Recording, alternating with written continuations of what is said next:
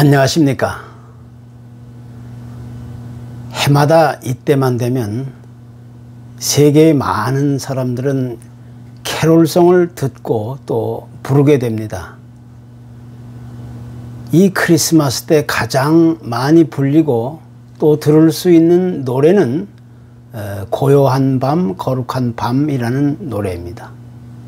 이 노래는 1818년 오스트리아 알프스의 한 시골 교회에서 생겨난 노래인데 지금은 130여 개국의 193개 버전으로 번역되어서 지구촌 어느 곳에서도 흔히 들을 수 있는 그런 아주 유명한 찬송이 되고 있는 것입니다.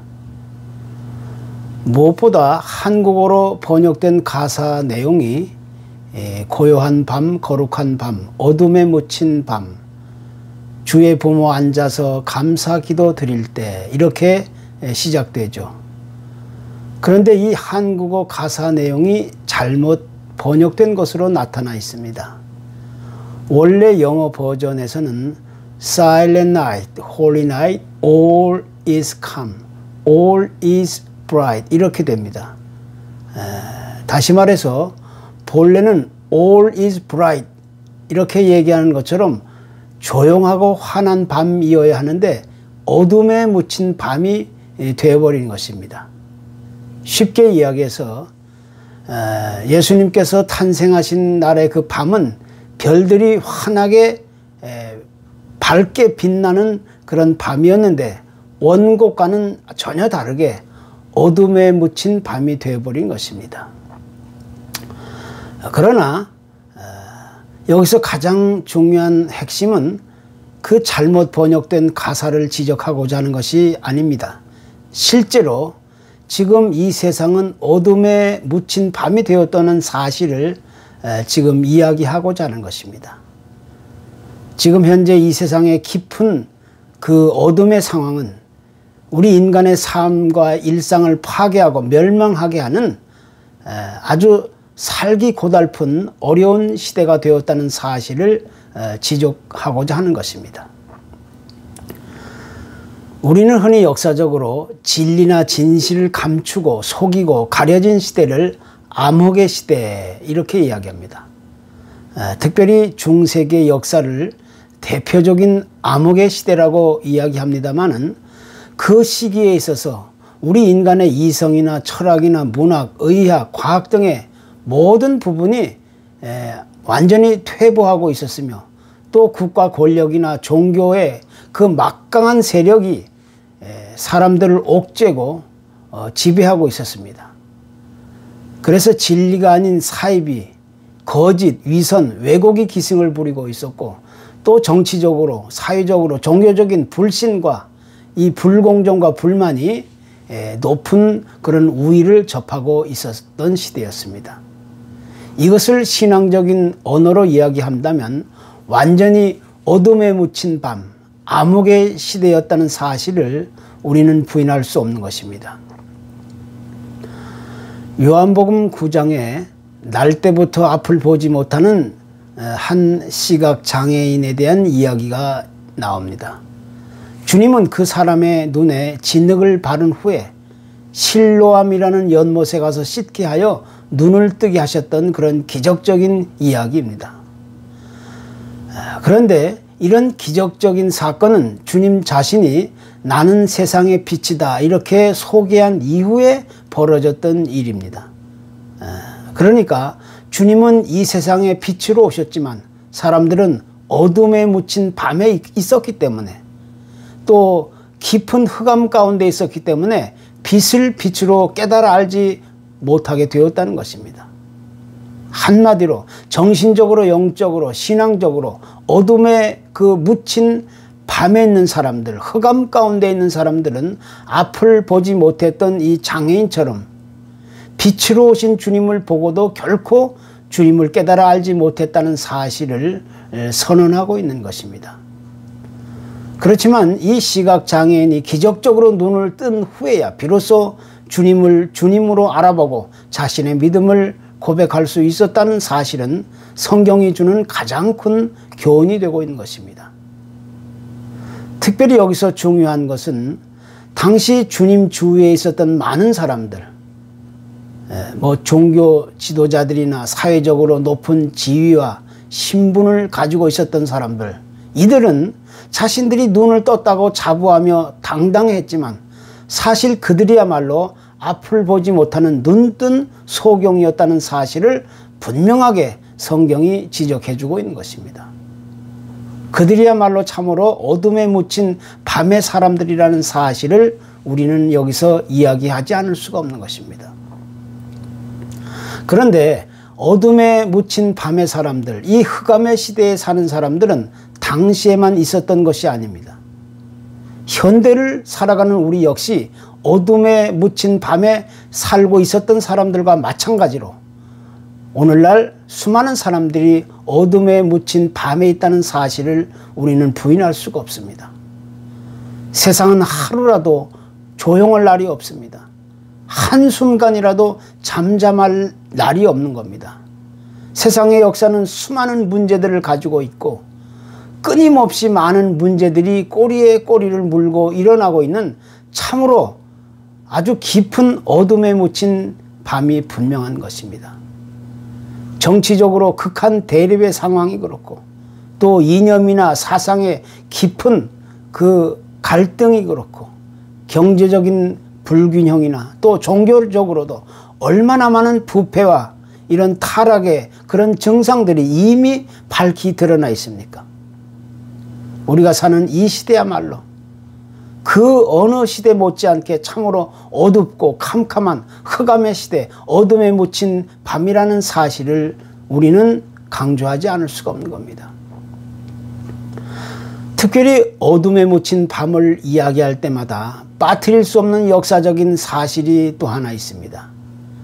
구약 성경의 마지막인 이 말라기 이후에 신약의 그 침례 요한이 나타날 때까지 400년 동안의 기간을 우리는 신구약 중간 시대라고 직칭합니다. 이 시기에 하나님은 침묵으로만 일관하셨습니다. 아무 말씀도 없이 참으로 잠잠한 시대였습니다.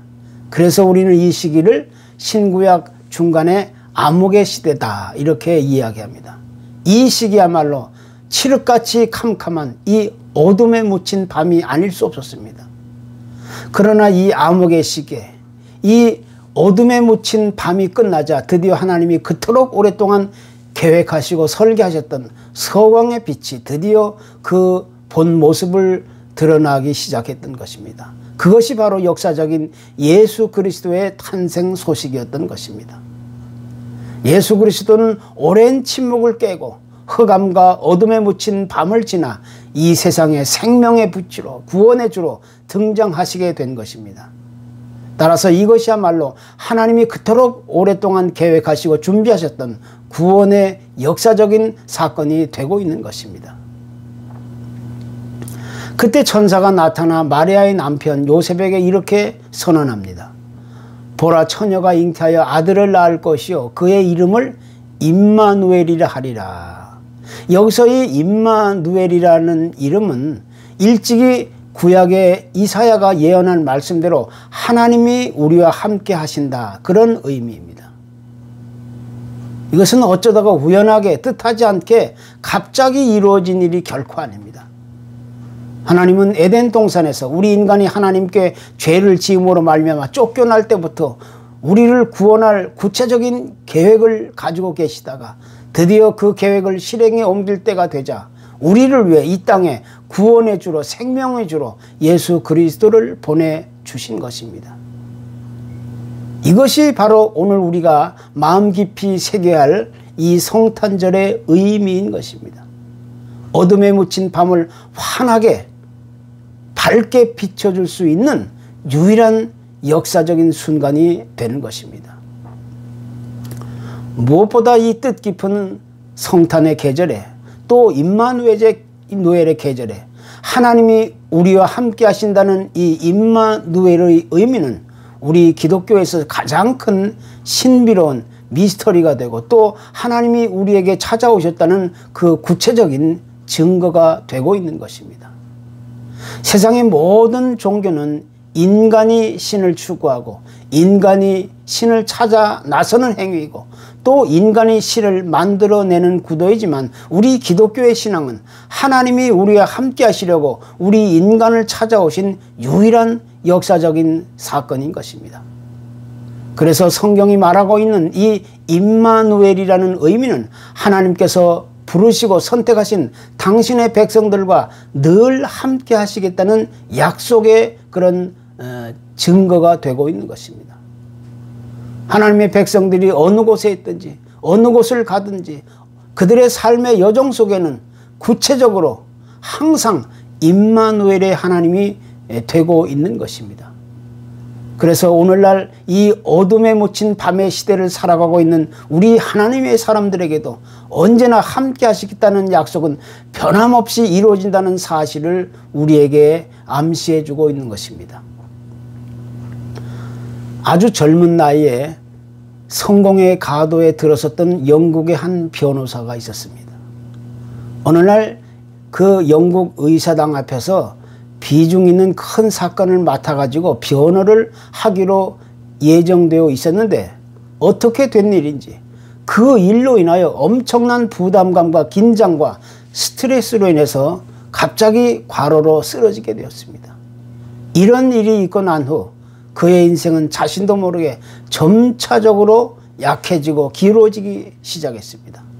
그러다가 나중에는 정신착란 증세를 일으키며 정상적인 생활, 그 일상생활도 어려운 그런 상황에 놓이게 되었습니다.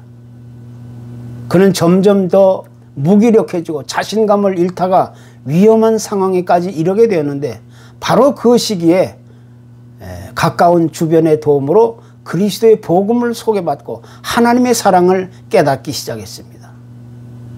여태까지는 자기의 존재를 무가치하게 하고 자살까지 결심했던 그가 이제는 이 캄캄한 어둠에 묻힌 밤을 지나서 그리스도에게 나오기까지 무려 10년이라는 세월이 필요했던 겁니다. 그는 이러한 아주 진정한 영적인 신앙적인 경험을 통해서 새로운 그런 삶의 모습으로 변해가면서 하나님의 사랑을 고백하게 되었는데 그때 지은 시가 바로 찬송가 샘물과 같은 보혈은 임마누엘 피로다, 이런 시였습니다. 이 세상에서 하나님이 우리와 함께 하신다는 이 임마누엘의 신앙보다 더 강력하고 위로가 되고 더 힘이 되는 또 다른 원동력은 이 세상의 그 어느 곳에서도 없는 것입니다. 하나님이 우리와 함께 하신다는 이 임마누엘의 신앙은 어둠에 묻힌 밤을 지새우는 우리 신앙인들에게 유일한 믿음의 근거와 뿌리가 되고 있는 것입니다. 여기 아메리카 인디언들은 종종 자신의 어린 아들을 좀 더 용기 있고 담대한 청년으로 훈련시키기 위해 아주 독특한 방법을 사용합니다. 날을 정해서 한밤중에 어린 아들을 아주 깊은 숲속으로 데리고 가서 그곳에서 야생 동물들과 함께 그 긴 밤을 혼자 지내게 합니다. 그날 밤 아이는 그 어둡고 캄캄하고 무서운 긴 밤을 혼자 지새우느라고 얼마나 힘든 그런 공포에 떨었겠습니까? 그러다가 어둠에 묻힌 긴 밤을 홀로 지새운 아이는 서서히 새벽이 밝아오면서 멀지 않은 거리에 누군가 있는 것을 발견하게 되는데 그 사람은 바로 그 아이의 아버지입니다. 사실 그날 밤 아버지는 아들이 눈치채지 못하게 화살을 준비하고 멀지 않은 곳에서 혹시라도 사나운 짐승이 나타나 공격하지는 않을까 염려하면서 밤새 동안 그 아들을 지켜보고 있었던 것입니다. 이것이 곧 임마누엘의 하나님, 하나님이 우리와 함께 하신다는 의미입니다. 아버지가 우리 옆에 있는 한 우리의 삶이 아무리 무겁고 힘들고 고통스러울지라도 그 어둠에 묻힌 밤이라 할지라도 우리는 절대적으로 불안정할 수가 없는 것입니다. 이것이야말로 이 성탄의 계절, 이 임마누엘 계절에 우리가 다시 고백할 수 있는 유일한 믿음의 고백이 되고 있는 것입니다.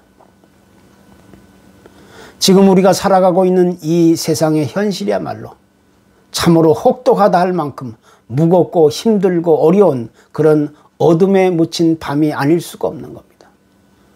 코비드-19 팬데믹 현상과 그 여파는 언제 끝이 날지 전혀 나아질 기미가 보이지 않습니다. 과거와는 전혀 다르게 인류의 새로운 생활 양식과 이 경쟁 또 국제적인 갈등과 대립의 역사는 일대의 대전환기를 우리에게 요구하고 있습니다. 그러니까 이 어려운 시기를 어떻게 대처하고 극복해 가느냐에 따라 우리 개인과 국가의 운명이 크게 달라지는 그러한 중대한 시기에 도달해 있는 것입니다. 어떤 사람들은 때가 때인 만큼 이 메리 크리스마스라는 말을 아예 없애자 이렇게 서슴없이 내뱉습니다. 또 메리 크리스마스가 아니라 블루 크리스마스로 해야 된다. 우울한 크리스마스를 그렇게 외치고 강조하는 사람들도 있는 겁니다. 그래서 이제 이 세상은 참으로 올 때까지 다 왔는가 하는 사실을 우리가 놓고 고민하지 않을 수가 없게 된 겁니다. 이렇게 무겁고 힘들고 어려운 어둠에 묻힌 밤의 시기에 과연 누가 우리를 안전하게 지켜줄 수 있겠습니까? 우리 인류를 가장 안전하게 편안하게 지켜주고 보호해주고 인도해줄 수 있었던 곳은 이 세상 그 어느 곳 어느 때 어느 시대에도 존재하지 않았습니다. 세상의 국가와 사회와 정치 체계가 우리를 안전하게 지켜주지 못합니다. 그 어떤 문화, 경제, 교육, 종교가 우리를 안전하고 편안하게 지켜주지 못합니다. 그렇다고 해서 인간이 가진 사상이나 철학과 이념과 신념이 우리를 안전하게 지켜주지 못합니다. 창세 이후 오늘날까지 또 불확실한 장래까지도 여전히 이 세상은 불안전하고 무겁고 힘들고 어려운 그런 어둠에 묻힌 밤이 계속될 것이 뻔합니다. 그렇기 때문에 이러한 위기와 위험과 혼란과 불안정의 시대에 우리가 기댈 수 있는 유일한 소망이 하나 있다면 그것은 바로 임마누엘의 하나님과 함께하는 것입니다. 내가 하나님께 다가서는 것이 아니라 우리와 함께 하시려고 우리 곁에 오신 예수 그리스도를 마음의 문을 열고 환영하고 기쁘게 받아들일 수 있어야 하는 것입니다. 무엇보다 이 코비드-19 팬데믹 시대 비포 코비드와 이 애프터 코비드로 나누는 뉴 노멀 언택트 시대에 있어서 이제는 우리와 함께 하시려고 우리 곁에 오신 그리스도를 믿음으로 받아들일 수 있어야 하는 그런 믿음이 있어야 되는 겁니다.